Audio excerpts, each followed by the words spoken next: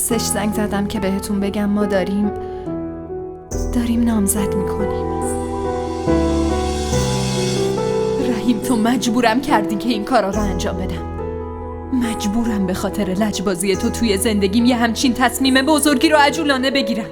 رحیم گوش کن، اگه جانان به حرفم گوش نکنه از پدر میخوام این خواستگاری رو قبول نکنه.